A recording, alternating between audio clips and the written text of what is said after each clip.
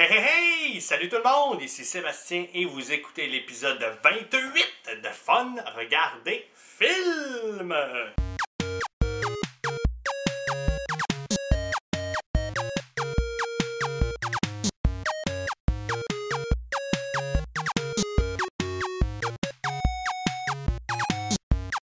Enfin, je suis de retour à la maison avec mon comparse Fred! Salut Fred!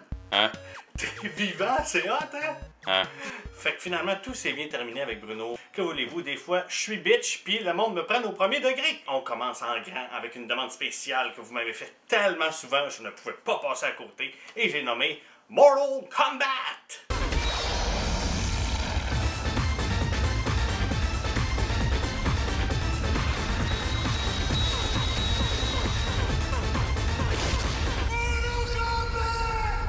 Alors, Mortal Kombat, un film réalisé en 1995 par Paul W.S. Anderson, qui raconte l'histoire, évidemment, du jeu vidéo Mortal Kombat, qui est, dans le fond, seulement l'histoire des personnes qui se battent afin d'empêcher le royaume des ténèbres de prendre le dessus sur notre monde à nous.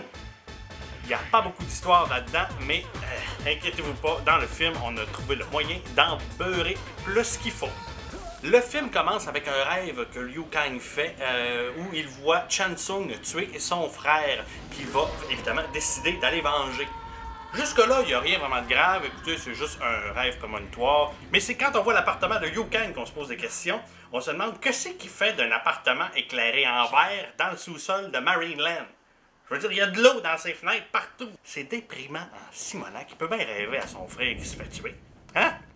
Maintenant, on nous présente le personnage de Sonya. Une chance qu'on connaît Sonya du jeu vidéo, parce que sinon on pourrait penser que c'est elle, la méchante. Hein? Elle rentre dans un bar, ok? Puis là, elle se met à donner des coups de crosse de shotgun à tout le monde en disant « Tassez-vous, tassez-vous! » Puis là, elle voit un méchant arriver, puis elle tire dedans.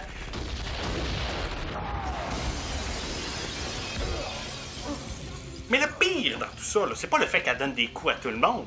C'est le fait que le monde s'en calisse. Je veux dire, le band continue à jouer de la musique, puis le monde continue à tracher partout. Oui, vous êtes heavy metal, là. Mais moi, je suis pas sûr que tu rentres dans une place d'heavy metal avec un shotgun, puis que le monde va faire « Cool, man, un shotgun ». Non, je pense qu'ils vont faire dans le culotte. Sonya Blade, dans le film, est interprétée par Bridget Wilson, une actrice que pas grand monde connaisse, mais que moi, à l'époque, en 1995, j'avais un gros béguin pour elle. J'avais même, à l'époque, fait un site web sur elle. Et là, vous vous demandez sûrement, pourquoi t'avais un kick sur elle? Parce que si vous avez vu le film Billy Madison, vous vous rappelez sûrement de cette scène-là. La Grande Armada. 1466 67 69 peut-être. Ne fais pas ça, s'il te plaît. Arrête, ça me déconcentre. Laisse-moi un peu de temps. S'il te plaît. Dieu, donne-moi cette satanée réponse! Ça, c'est le meilleur remède contre le décrochage scolaire. Hein? Pourquoi est-ce qu'il n'y a pas eu cette réponse-là? C'était le drame d'une vie, ça. Enfin, on nous présente le personnage de Johnny Cage, un acteur de film d'action qui se fait traiter de faux-né par la presse partout dans le monde. Cependant, dans le film, on en a fait un comic relief, alors il fait des blagues tout le temps.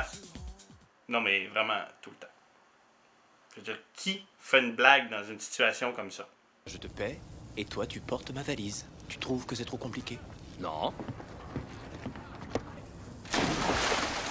Encore heureux que je lui ai pas donné les clés de la voiture. Oui, man, t'es drôle. Mais un moment donné, là, t'es drôle tout seul. Hein? Notre trio de joyeux lurons monte sur le bateau pour se rendre dans l'autre monde pour faire le combat. Donc Sonya, qui va y aller parce qu'elle a vu Kano, son ennemi juré, monter sur le bateau. Elle rentre sur le bateau, puis elle commence à menacer Johnny Cage avec son gun en lui demandant « Où c'est qui Kano? » Hey, t'es une police! T'es là pour protéger le monde. Pour l'instant, on dirait que tu veux toutes les tuer. T'es un hostie de folle. Mais je t'aime quand même.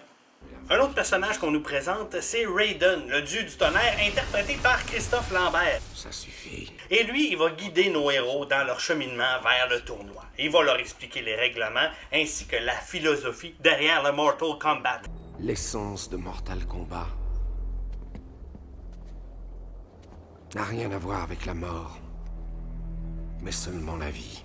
Là, je suis tout mêlé, ok? Pourquoi est-ce que le Mortal Kombat s'appelle Mortal Kombat si finalement c'est pour la vie? C'est comme si je disais, hey man, on va-tu aller faire un hold-up? C'est pas méchant, là, on vole pas de l'argent, là, c'est pour m'acheter une TV. On va aider les employés Future Shop en leur donnant de l'argent. En passant, moi, mon combat préféré, c'est celui-là.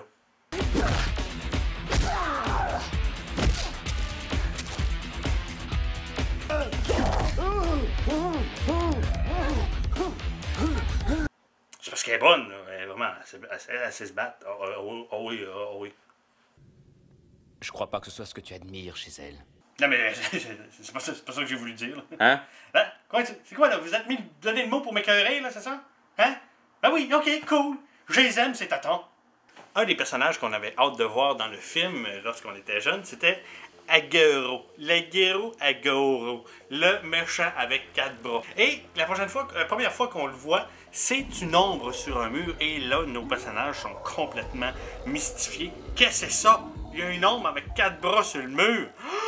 Tournez-vous de bord. S'il y a une ombre, c'est parce que le gars, il est là. Cherchez la source de lumière.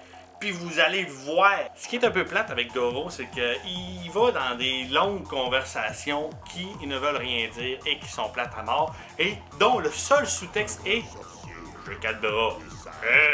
J'ai 4 bras. Checkez-moi. J'ai 4 bras. Avez-vous remarqué? J'ai 4 bras. » Goro a 4 bras. Tout ce que vous avez besoin de savoir. C'est juste plate que Goro oublie lui-même qu'il a 4 bras. Regardez-le sur le bord de la falaise en essayant de se retenir avec une main. Premièrement, moi, si je tombe sur le bord d'une falaise, je vais essayer de me retenir à 2 mains. Lui, il y en a 4. Ça devrait bien aller. Ce qui est plate aussi avec Goro, c'est le fait qu'il est supposé être super puissant, mais il se fait avoir dans le combat le plus plate du film, celui avec Johnny Cage, où Johnny Cage finit par lui donner un coup de poing dans les couilles. Je veux dire, oui, ça fait mal, mais Colin, à moins que... à moins que Goro ait 4 couilles! Aïe aïe, ouais, non, là, ça fait mal. Hein, Fred, 4 couilles? Hein? Aïe aïe. Quand le film commence à nous montrer des combats, c'est sans transition. Ce n'est que combat après combat après combat après combat. Et c'est là qu'on s'amuse, parce qu'on est écœuré de l'histoire. Oui, il y en a qui vont dire qu'il n'y a aucune transition entre les combats, mais c'est ça le jeu. C'est juste plate qu'il n'y ait aucun enjeu d'un combat, puis qu'on comprenne aucunement la hiérarchie des combats. D'ailleurs, le Mortal Kombat est probablement le tournoi le moins bien organisé du monde, parce que la personne qui est le genre de maître du combat, c'est le méchant. Je veux dire, il y a des règlements, mais c'est le méchant qui les gère. Sont où les juges? Moi, j'aimerais ça voir un arbitre siffler pendant un combat, dire coup en bas de la ceinture ou de quoi de même. Ça serait drôle en esti. Juste avant de se battre contre Sub-Zero, Liu Kang se fait donner comme conseil par Kitana d'utiliser l'élément qui donne la vie. Pour gagner le second match, sers-toi de l'élément qui apporte la vie. Non, mais tu sais, quand tu veux pas être clair, là, l'élément qui donne la vie. C'est quoi? Utilise ton pénis? Sers-toi de l'élément qui apporte la vie. L'eau. De l'eau, bah oui, c'est sûr, ça apporte la vie, hein, c'est ça. Ça ou un bol d'air ou une femme qui accouche. Pas si tu fais avec une femme qui accouche, mais ça apporte la vie. Donc, Johnny Cage, Liu Kang et Kitana vont se rendre à la tour de Chansung pour aller libérer Sonya, qui a été faite prisonnière et qui... Je ne marche pas dans ton jeu détestable.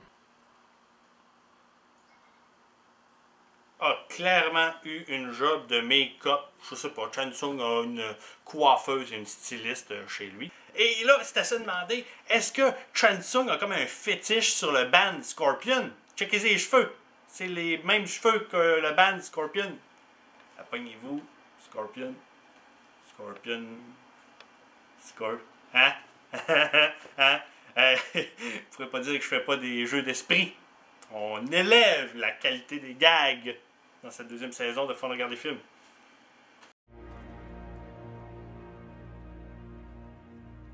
Très joli costume.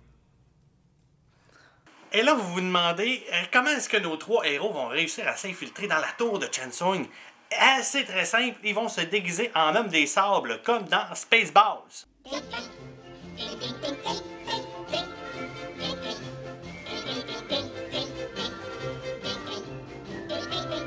Et puis là, bon, Liu Kang va se battre contre Shang Tsung. Le combat va être plus ou moins intéressant.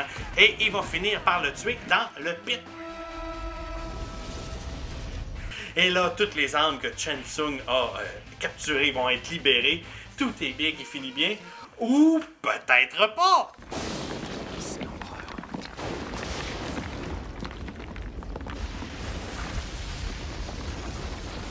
Vous allez me donner vos âmes, pauvres idiots.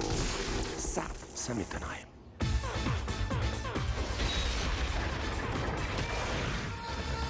Et oui, on voit Shao Kahn, le grand empereur, qui apparaît dans le ciel alors que nos héros célèbrent. Là, un moment donné, on en vient à bout. Hein? Je veux dire, sont où les règlements, là? Les gentils ont gagné, mais là, ça a l'air que l'empereur a quand même décidé qu'elle allait envahir la Terre. À quoi ça te sert de faire un hostie de tournoi si finalement, le prix, tu le prends quand même, même si t'as perdu, tu sais? Ça donne absolument rien. Je veux dire, tout ça, là, c'était pour rien. Ils se sont donnés tout leur cœur pour finalement se faire jeter dans la boue. J'ai aussi travaillé mon jeu d'acteur entre-temps. Je vous jure, la deuxième saison de Fun Regarder Film va être géniale.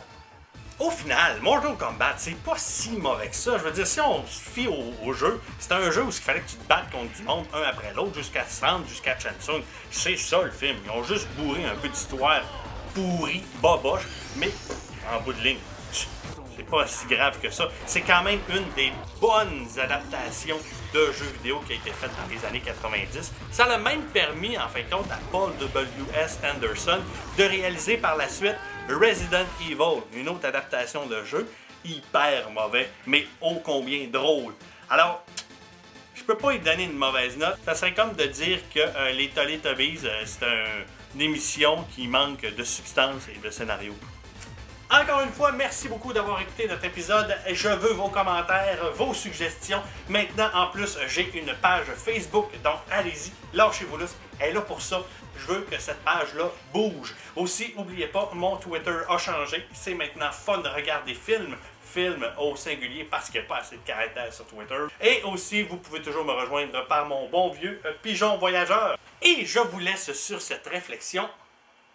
Hostie que Shang Tsung est Momoun. Sérieux, là. Ce gars-là, il amène Sonya, Johnny Cage, Liu Kang au tournoi, mais rendu à la fin, moi, je me prends contre Sonya. C'est comme si les Canadiens de Montréal arrivaient en finale de la Coupe Stanley puis qu'ils décideraient de se prendre contre une équipe pee-wee d'une ville perdue en Outaouais. Si tu voulais pas te battre contre Liu Kang, amène-les pas au tournoi. Tu pas son frère 2 jours avant que le tournoi commence. Tu captures des armes puis tu peux te transformer en n'importe qui. Liu Kang, lui, c'est juste un gars qui a des gros cheveux puis qui sait se battre. Tu vas être le maître des ténèbres. Je veux dire, ça va être quoi quand tu vas régner? Moi, j'ai peur de tout. Mais je suis votre chef, par exemple. Mais je me bats juste contre des filles. Les filles, c'est pas fort. Je suis bon contre des filles. Surtout quand ils sont habillés comme Scorpion. Still loving you. Still loving you. Shang Tsung, je suis méchant. Ça, là, c'est le meilleur remède contre le décrochage, ça. Décrochez pas de là, vous allez tomber. On recommence. Enfin, on nous présente le personnage de Simonac, ça va être le qui est un acteur de film d'action, mais qui, lui, on nous présente le personnage de Johnny Cage, c'est un film d'acteur. Simonac. Finalement, on nous présente le personnage de Johnny Cage, un acteur de film. Oh, tu me niaises.